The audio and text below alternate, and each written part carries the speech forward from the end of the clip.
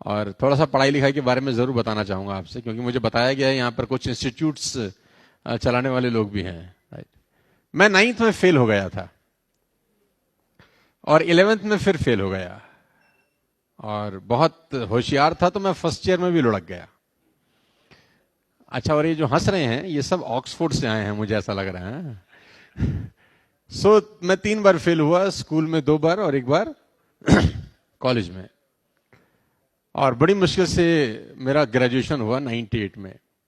और हमारे दौर के अंदर आज से अगर 25 साल पहले चले जाएं तो मार्क्स की परसेंटेज इतनी इंपॉर्टेंस नहीं रखती थी। आजकल तो 98%, 99%, हमारे दिल्ली में करोड़ीमल कॉलेज है, 100 आउट ऑफ 100 की लिस्ट जाती है वहां पर। अभी 10th का सीबीएसई का रिजल्ट आया तो मेरी जो भांजी है उसका मार्क्स, उसने मुझे बताया कि मामा जी मेरे 98.7% मार्क्स आए हैं। तो मैंने उसको बोला, अर्पिता मेरे तो सारे सब्जेक्ट में मिला के भी 98.7 नहीं आए थे। आजकल के बच्चे पता नहीं क्या ऐसा, या तो लिखने वालों के पास कुछ ऐसी गजब टैलेंट आ गया है, या चेक करने वाले लल्लू लाल हैं। कुछ ना कुछ समझ नहीं आ रहा मेरे को। 99% कैसे आ जाते हैं, 100% भी आ रहे हैं। हमको तो कोई अगर बुक भी दे देना तो बुक देखकर भी लिखेंगे तो भी 99% नहीं आएंगे। तो 98 में ग्रेजुएशन किया, और जब घर पहुंचा तो बहुत मुश्किल से पास आउट हुआ था। पढ़ाई लिखाई में बहुत ही एवरेज स्टूडेंट होता था मैं। तो फादर को डिग्री हैंड ओवर किया, वो दिन याद है मुझे, 24-25 साल हो गए इस बात को। तो मैंने फादर साहब को अपने कहा कि पापा नाउ आई एम ग्रेजुएटेड, ये डिग्री हमारी तरफ से आपको तोहफा है, तो आप भी कुछ तोहफा दीजिए हमको। तो उसने बोला व्हाई नॉट। तो he went to the room, और वो रूम से बाहर आई एक पेपर लेकर, और उन्होंने मेरे हाथ में वो पेपर दिया। तो मैंने बोला ये क्या है? बोला we have a loan of 3 lakh rupees and you have to pay. ये हमारी तरफ से तुझे ग्रेजुएशन का। तो मैंने सोचा इससे तो मैं ग्रेजुएशन ना ही करता तो अच्छा था। 98 में मेरा करियर स्टार्ट हुआ विद अ डेप्ट ऑफ 3 लाख रुपीज। तो मुझे पहले दिन मालूम चल गया कि जिंदगी आसान होने वाली नहीं है। बहुत खुश नसीब हूं कि मैं गरीब परिवार में पैदा हुआ। बहुत खुश नसीब हूं कि 3 लाख रुपए के कर्जे के साथ जिंदगी की शुरुआत हुई। मैं बहुत फॉर्चुनेट मानता हूं अपने आप को, क्योंकि कहते हैं अमीर बनने का मौका भगवान सिर्फ गरीब लोगों को ही देता है।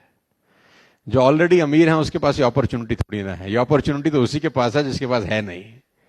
तो मैं बहुत फॉर्चुनेट फील करता हूं कि मैं उस परिवार में आया जहां बहुत स्ट्रगल देखते थे हम लोग। और पिछले करीब करीब 10 साल से ज्यादा हो गए मुझे कॉर्पोरेट प्रोग्राम करते हुए। आज हिंदुस्तान की टॉप मोस्ट 150+ कॉर्पोरेट ऑफिस के लिए मैं काम करता हूं। आप इंडिया की टॉप मोस्ट कंपनीज के नाम बताएंगे तो I am working with the top most 150+ big brands. 2300-2400 webinar किए हम लोगों ने सिर्फ कोविड के दौरान। जो 1.5 साल का कोविड था उसके अंदर करीब करीब 2300-2400 इवेंट, एक एक दिन में 4-4, 5-5, 6-6 इवेंट भी मैंने अलग अलग कंपनीज के लिए किए।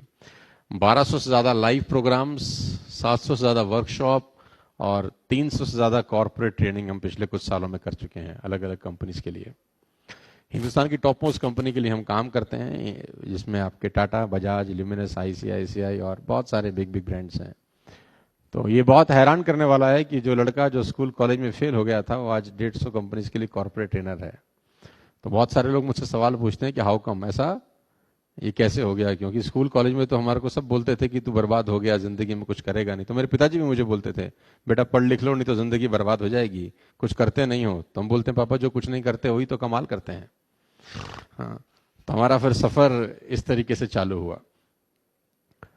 और जिस व्यक्ति को 9th में पासिंग मार्क्स नहीं मिले थे उसको हार्वर्ड USA ने अभी डॉक्टरेट का डिग्री दिया, आज से करीब करीब 1 साल पहले। हमने कभी जिंदगी में सोचा नहीं था कि ऐसा भी हमारे साथ कभी हो सकता है।